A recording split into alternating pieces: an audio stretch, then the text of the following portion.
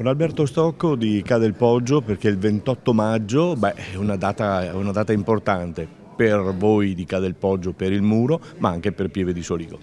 Quest'anno penso che l'arrivo a Pieve di Soligo sia una grandissima occasione per tutto il nostro territorio. Noi siamo proprio al centro del Prosecco Superiore di OCG Cornigliano Val d'Olbiadene, siamo proprio nelle colline UNESCO che ormai sono diventate una destinazione turistica a tutti gli effetti. Passaggio su Ca' del Poggio penso che ormai è la 9ª volta per il Giro d'Italia e la 15ª volta per i grandi eventi, ma oserei dire che un passaggio di questo spessore, con questa salita così importante proprio a pochissimi chilometri dall'arrivo, sarà una giornata di grande festa per tutti, ma soprattutto una grande promozione per il territorio, ma soprattutto anche dal punto di vista sportivo sarà veramente una grandissima occasione. Te l'aspettavi dopo aver iniziato nel vedere questa risposta del pubblico, della gente, del territorio?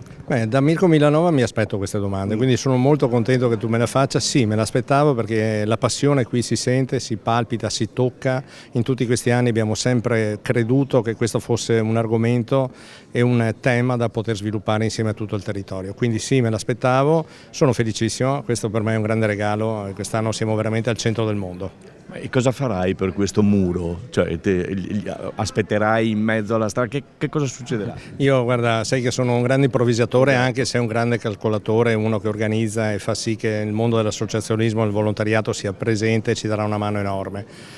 Adesso stiamo per partire con il vero conto alla rovescia, che ormai veramente manca sempre meno. Ma conoscendoti so che tu stai già pensando al dopo. Certamente, stiamo già lavorando per il dopo, sicuramente non si è mai finito di sognare, non abbiamo mai finito di sognare e sicuramente qualcosa di nuovo ce lo inventiamo.